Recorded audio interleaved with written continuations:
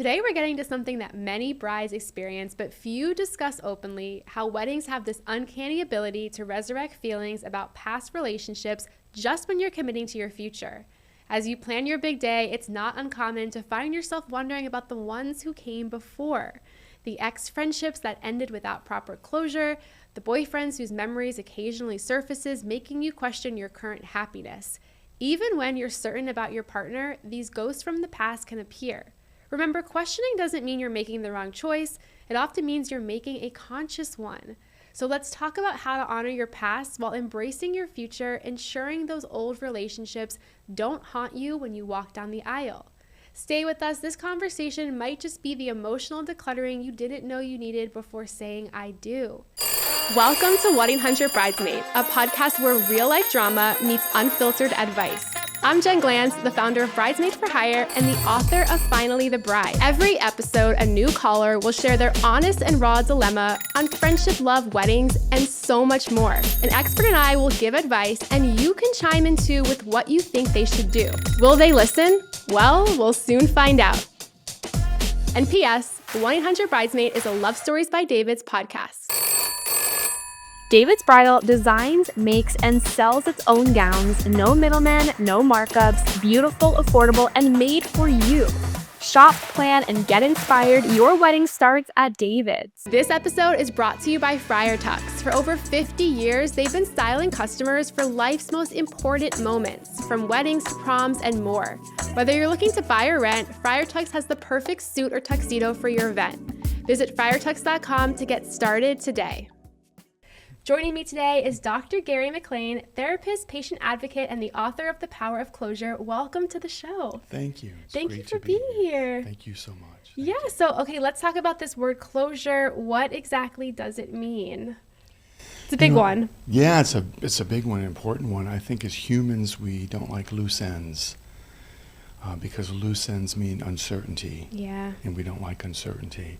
And so I think closure is really closing loops. It's leaving the little dangling loose ends, tying them up again. And I think that closure helps us to move forward because we close a chapter, we open a new one, and we like that cleanliness about closing and opening. So I think closure is really important that way, not always possible. Yeah, it's not always possible. What if you don't have it and you need it, but you enter in a new relationship?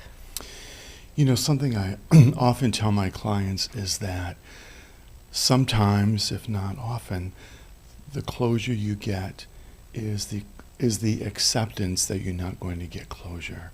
And learning how to sit with that, learning to be okay with that, finding other ways in your own life to get closure, but recognizing that other person may not be able or willing to give that to you. Yeah, so how do you find that in your life if it's not coming from the person or it's not coming from the situation?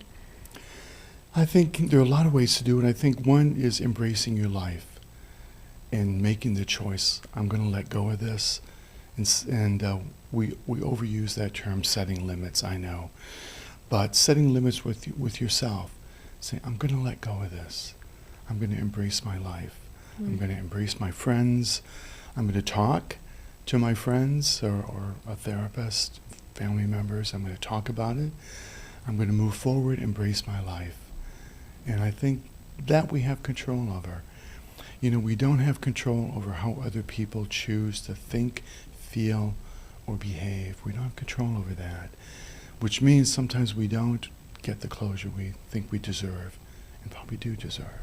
Yeah, it's so tough when you're somebody, I'm very type A, I love control, I love to control everything in life, and then you realize you can't control what people do, what they choose to do. You can't make them or force them to change or do things. When we talk about closure, does there have to be an element of forgiveness? Do you have to forgive the person, the situation, what happened? Or can you close that loop without fully forgiving? Yeah, it's a great question. I think closure often involves forgiveness. It may involve apologizing to someone, or maybe expecting an apology from them. Because I think often a breakup, a past relationship that's broken up, and they do, until you get to that person, often involves pain. Yeah. And when we're in pain, we want to do something about that pain. We want it to go away. And we may look to that other person to help us with that, with getting rid of that pain, which may mean expecting them to forgive or to ask our forgiveness.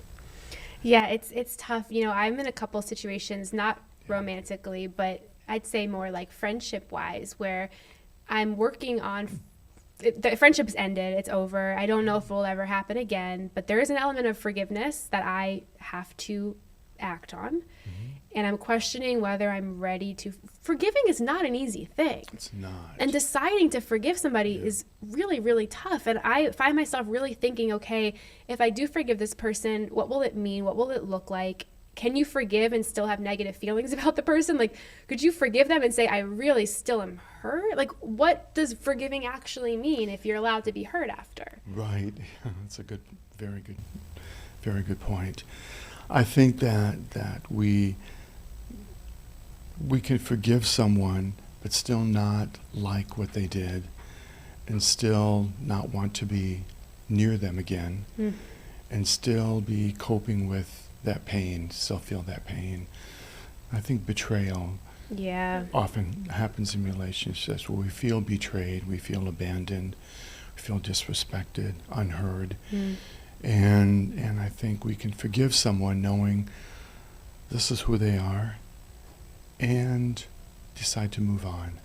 What's the benefit of forgiveness? Is it a personal thing that you benefit from? Is it allowing you to create space to let go? I think both of those things. And I think by forgiving, we start the process of letting go of that poison. You know, holding grudges, and just human nature to hold grudges and to resent. It's just human nature. And I think the act of forgiveness helps us to say out loud, okay, I forgive you. I'm moving on. We don't need to be friends anymore. Yeah. but I do forgive you. Yeah, I find myself when I'm thinking of forgiving somebody, I forgive them in my head first, and I see how that feels. Yeah. And I carry that with me for a little bit. Sure. And then I say, okay, this felt right. I do feel as though I'm ready to forgive, and that brings me closer to closure. But my question about closure is, if you find closure, does that mean that door is never going to reopen again? Like, what if you're like, I have closure, this relationship is over, we're good, I'm moving on, good luck to you. But then a couple years later, you're like, I really miss that person. Yeah. And I'm mad and I'm angry. Like, can closure be reversed? I think it can. I think closure, which I talk a lot about in my book, can be a reset. Where we say, this isn't going well. I'm feeling disrespected. I'm feeling betrayed. I'm feeling hurt. We need to get some closure here. Yeah. And maybe this closure means let's just take a break for a while and see how we feel in a year or two. And you may decide that you miss that person. I have people I've had closure with I kind of miss. I don't know if I want to walk back into what that relationship involved. Yeah. Do I want to do that again? Probably not. But there are memories of that person that I still miss at the same time. Yeah, it brings me to, I want to share a secret, because I want to see if you want to share a secret, because before we listen to our caller who's sharing their secret, I think it's good to be vulnerable to them. Sure. So my secret is a little bit like this, and I've never shared this with anybody. It's a relatively new secret, but there is a person in my life, a friend, who we have not been friends for almost a decade, did not end very well. I still think about her often. I look at her more recently. I don't know what's fueling it, but I find myself looking at her social media quite a bit. And this is so embarrassing, but God, she is a workout instructor, and I really admire the things that she's doing, and I admire her workouts. So I signed up for her workout program online under a fake name. And it's kind of, this might be like really strange, but like I do the workouts. I like see her on video teaching me to work out, and I'm doing the workouts, and I love the workouts, by the way. They're life-changing, but we're not friends. And I'm kind of like passively in this person's life, and I feel like obviously we don't have closure. I don't know how I got to this moment. Is this weird? Is this normal? Am I a crazy person for this? Yeah, not at all. I think, Okay. I think this is really positive that you're able to choose the aspect of the relationship and that person that you admire and connect with that, but also recognize there are aspects of this person that I really can't be connected with them, and letting go of that. I mean, I think this is very mature to me. I mean, you just think of closure as like cutting everything out. Goodbye. I'm never going to look at you again. Never going to talk to you again. Yeah. So what you're saying is you could have closure, and then maybe with time and distance, you can find ways to integrate that person in your life? Yeah, absolutely. Reset. Okay.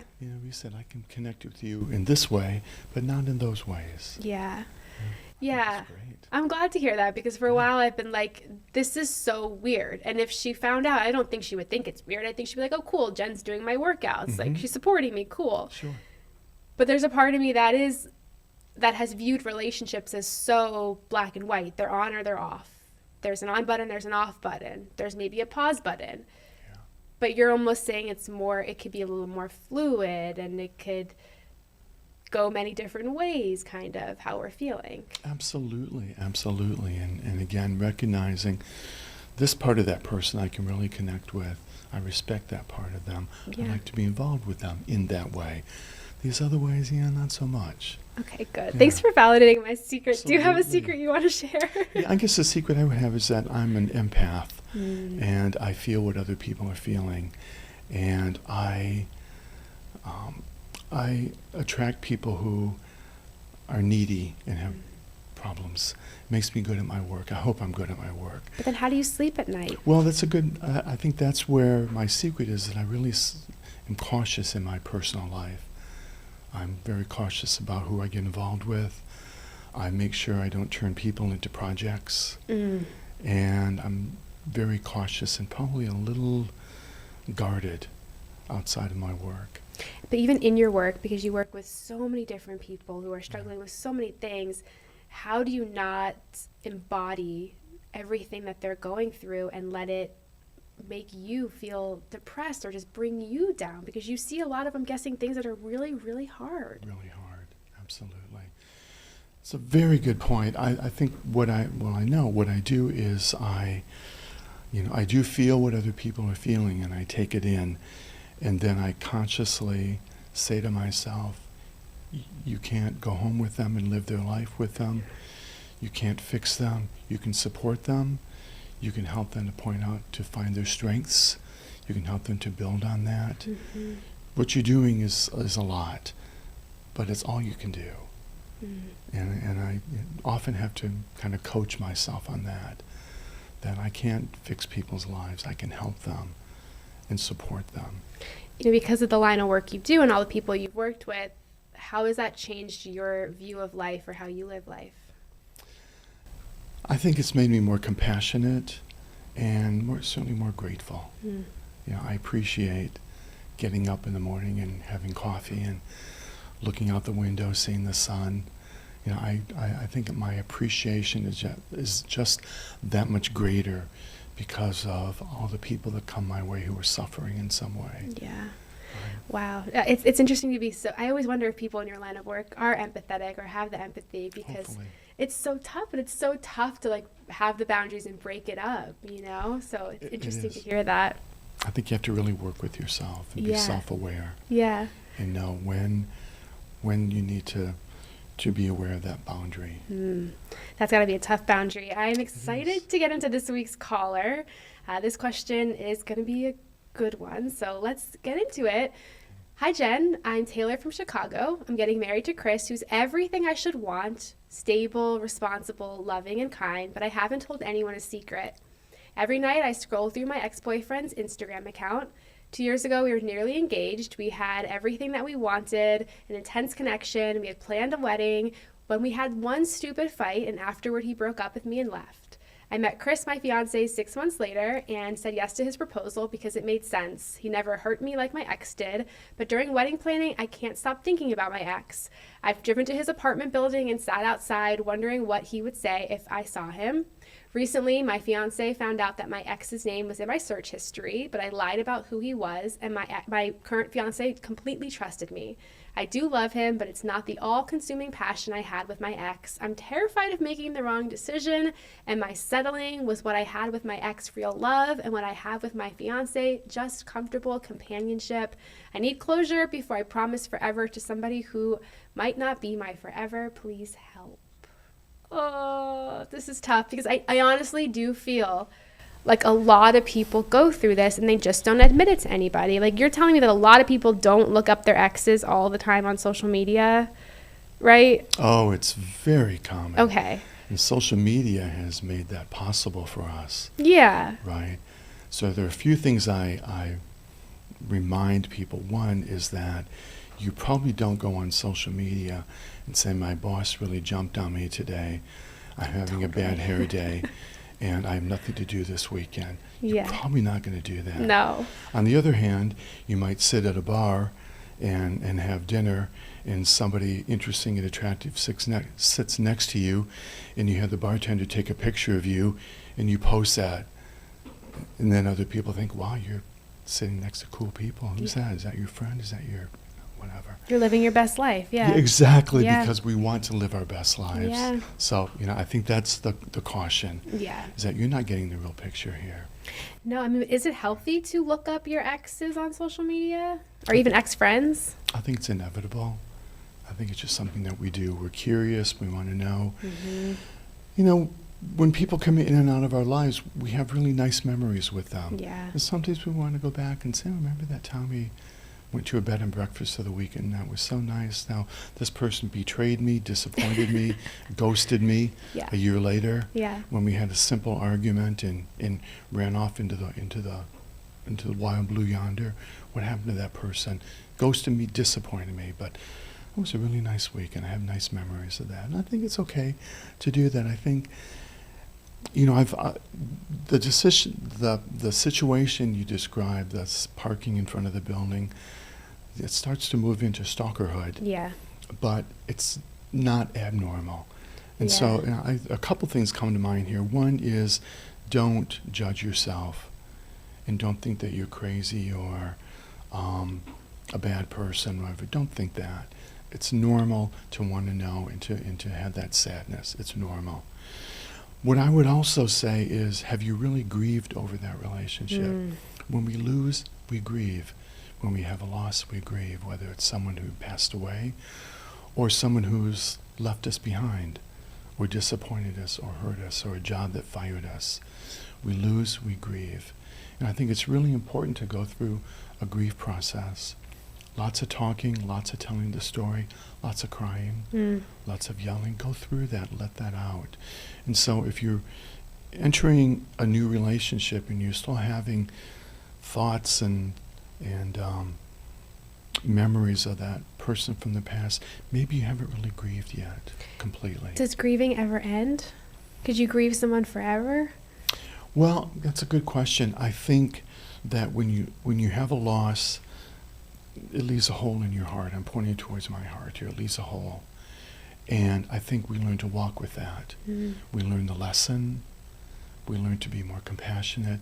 And we walk with that. Yeah. We're all walking with lots of wounds. So true. Right? We're all walking with that. And that makes us more human. It unites us with the community of humankind. Because we all suffer. It unites us with that. And But I no one think talks about it, though. Exactly. You wouldn't know. Exactly. You wouldn't know. Wouldn't know. Yeah. But it can make us more compassionate and learn the lesson. What did you learn about yourself? Don't forget that. I mean, if you haven't fully grieved a relationship, are you ready for marriage and a new relationship? That's a good question.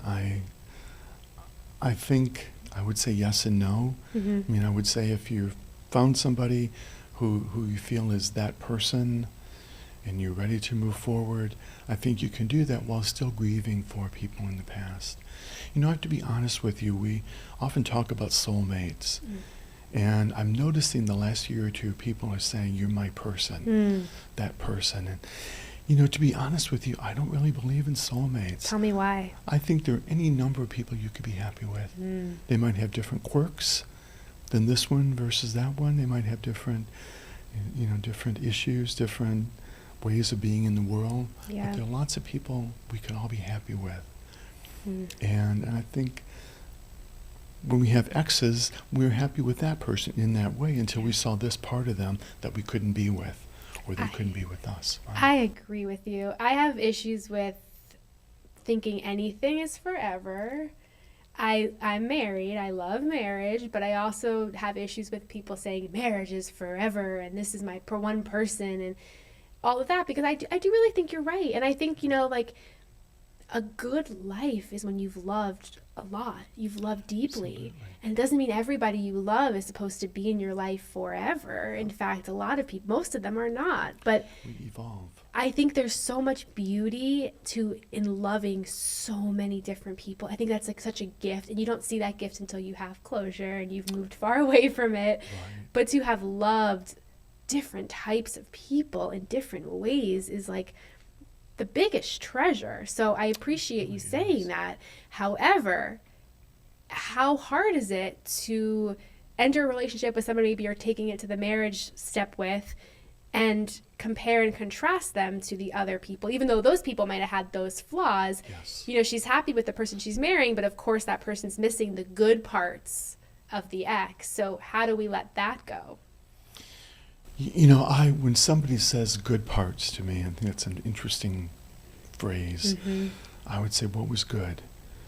And I think sometimes in relationships we fall into patterns and we have a type. Mm. And sometimes that type is not necessarily good for us. Yeah. Sometimes it's based on stories from the past that we're trying to complete. Mm. Maybe you had a parent who was not loving or more emotionally distant, so you try to complete that story with other relationships. Mm. And so sometimes that type is someone who pushes that same button and disappoints you in the same way. But unconsciously you're saying, I'm going to fix it this time. I'm going to take this emotionally distant, kind of aloof person, I'm going to make them love me. I'm going to fix the other ones. This is happening unconsciously. But also, are we thinking to ourselves, that's what I know. That's all That's I what know. we know. That's the love I know. And maybe it's not right, and we know that, but we don't know better. Exactly. So sometimes the person who's not whatever you think is your type pushes all new buttons, and you don't necessarily know how to fall into that pattern because they don't let you.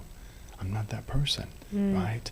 And I think that can be a really positive thing. So what do we do when we find ourselves in that situation? Because it might be something new to us and we don't know how to show up because we've never shown up there before. Exactly.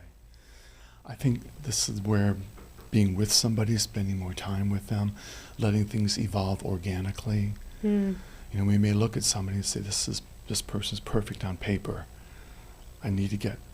This needs to happen. Yeah. But it has to happen organically over time. And that includes disclosure, talking about yourself and sharing your past. Yeah. And When I met my husband, there were so many things he did that I had never had anyone do before. Yeah. Because I had been in such weird relationships and had all these things. So I would show up in a very negative way to very positive things. Yeah. And he would just not understand why I would react a certain way or why I would act a certain way. And I eventually, after lots of fights, had to be like, I'm just not used to this. Exactly. I've never had this happen before. That's right. And your reactions are things I've never had from people. So you're not reacting in the negative, harmful way I'm used to. So I don't really know how to play this game, and I'm getting all messed up. So it's so tough to come to that point, and you do hope that other person is patient with you, right? So how do you reflect on yourself, and how do you even reflect, closure-wise, how do you reflect on past relationships? Should you take inventory on them to see how they might have harmed you? Because a lot of people are not really self-aware all the time of what they've been through. That's right. And I think you bring up a really good point, is to be self-aware and to take that time. What did I learn from that relationship? What did I learn about myself? What did I learn about certain types of people that again push a button? I use that phrase a lot, but that I'm attracted to, maybe not in a good way, maybe not in a healthy way. Yeah. And it's really looking, again, that's the grief process. When you grieve, you learn, you look at what went wrong here. And what did I learn from it? Sometimes that's your closure, is a good lesson that you can take into the future. That's your closure. You learned. Is closure the end of the grief process? Like, do you have to go through all of the emotions of grief to get to closure? Or can you skip some of them and get to closure? Yeah, I think in grief, we want closure. But what I always think is in situations like that is that the closure is going to give you some peace of mind, but you're still going to have the wound, right? You still have that wound that was left behind of that relationship, that breakup, that disappointment, that betrayal. You're going to walk with it. It's not going to cripple you, but it's still going to be there. It's going to make you more compassionate again, and you're going to walk with that lesson as well. So you may get a certain amount of closure, a certain amount of peace of mind, but the wound is still there. You learn to walk with it. And I know in this situation, she is so wounded from the past relationship. She's letting it not almost ruin the current, but she's doing actions that could be very hurtful and harmful to her current partner. Where do you draw the line to say, okay, stop doing these things, or be honest about these things? I mean, I think it's unrealistic for someone to think that you're going to say, look, I've been stalking my ex on Instagram and I've been outside his apartment for half the week too. Like, that's unrealistic. But where do you draw the line to say to yourself, okay, if I continue this, I'm really going to hurt the person that I'm with, and that's not right? Yeah, I think it comes back to, again, that cliche, setting limits. Sometimes I think often we have to set limits with ourselves and say, stop it. Yeah. And if you're going to social media 5 times a day to look up Instagram, whatever, how about doing it twice a day? And gradually weaning yourself off, kind of titrating down, right? And doing it less often. And taking that time, just talk to a friend, or to take a walk, or to work out, to do other things that are healthier. Those kind of setting limits and saying, you have to stop this. Yeah, and sometimes, like you said, I mean, it helps so much to admit these things out loud, whether it's to a therapist or someone you trust or even a stranger. I mean, sometimes in our head, we're not sure how to process these things that we're doing, but it can just be so helpful to say these things to somebody and say, look, like, I have been looking at my ex's social media a lot. I just want to get it out there, Absolutely, and talk it out. Yeah, I mean, what is in the power of getting things out of your heart and brain? Like, what does it do to your body just to admit them to other people? I think that's the foundation of therapy, is by when you come to me and you're sitting on my couch, by you helping me to understand, you help yourself to understand. In the process of helping me to know what happened, you start to make your own connections. Yeah. And I think there's just something magical about talking. Yeah. Because you do sort it out for yourself. And that's why with grief we say, tell the story over and over. Yeah. Keep telling it, because every time you tell it, you integrate it more. You make it part of you. Yeah. Right? I have found that, and I could be closed off to friends a lot. So I have found that if I don't feel like I have anyone to call in the moment, I will just talk to myself out loud, whether it's in the bathroom or just outside. Especially in New York, it's a great place to do that. I'll just talk to myself out loud, and that's processing it. I say things and I'm like, wow, we really have figured out certain aspects of this, or now we're getting to the root of why you're really upset. But that doesn't always happen in our brain. Absolutely. Our brains can just be all over the place, and kind of a jumble of thoughts and distractions and feelings. But when you say something out loud, you help yourself to focus and to explain. Yeah. Right, and to recount, and I think it's just something magical about that. Even talking to yourself or journaling. Yeah. Oh, it's so powerful. Before we go, I want to ask you, for a person listening to this who is thinking, okay, wow, there's somebody in my life that I need a little closure with, what is the best first step that they can take? Great question. I think the first step is to be clear with yourself. Why do I need this closure? What is my intent here? And do I want forgiveness? Do I want an apology? Do I want to just clear the air like we see in the movies? Right? Do I want to hug it out with them? Do I want to see if we can find a way forward? What is my intent? Then secondly, this person. Is this someone who can give you that closure? Or are you going to subject yourself to more gaslighting? Or more abuse? Or have them laugh at you? Is this someone who can give you that closure? Yeah. Right? And I think, there's a vulnerability to saying, I'd like to get closure with you. Because the other person can say yes or no. So there's a vulnerability there. Yeah. But sometimes vulnerability and asking for closure can start to evolve into disempowerment. So I think in your heart, I think I know here. Yeah, and also, would you say prepare for not getting the closure you might have wanted? Absolutely. Or the closure you thought it was going to look like? Absolutely. And even to think through, how could this end? Yeah. He or she may talk this through with me. They may apologize, like I'm hoping. They may talk about how we can figure out a new way to be with each other, or not. Yeah. These are all the possibilities. Am I okay with all of them? Or am I potentially setting myself up for more pain? Do I really want to do that? Yeah, Right. be careful with yourself, and Absolutely. I guess know what you want before you start. And protect yourself, protect your heart. Yeah. Absolutely. Thank you so much for doing this today. Where can people find out more about you and your books? I have a website called powerofclosure.com, and so if they want to come to my website, I'm all over that. I do some blogging and some more about me and about my books. So they're welcome to check it out. Amazing. Thank you for coming on the show today. Oh, thank you. It was an honor, and I really enjoyed it. Thank you so much. Thank you. This was great. Thank you It's a so much. pleasure. This episode is brought to you by Friar Tucks. For over 50 years, they've been styling customers for life's most important moments, from weddings to proms and more. Whether you're looking to buy or rent, Friar Tucks has the perfect suit or tuxedo for your event. Visit friartux.com to get started today. Thank you for listening to 1-800-Bridesmaid, and I hope this caller's story gave you something to think about. Have a wedding dilemma or relationship question? Submit your story on 1-800-Bridesmaid.com. Find more 1-800-Bridesmaid episodes wherever you get your podcasts, and watch the full episodes on YouTube. For behind-the-scenes content and daily advice, follow Bridesmaid for Hire and Love Stories by Davids on Instagram and TikTok. If you enjoyed these stories, check out my book, Finally the Bride by Jen Glantz on Amazon. And remember, sometimes the best advice comes from strangers we meet along the way. Until next time, this is your professional bridesmaid signing off.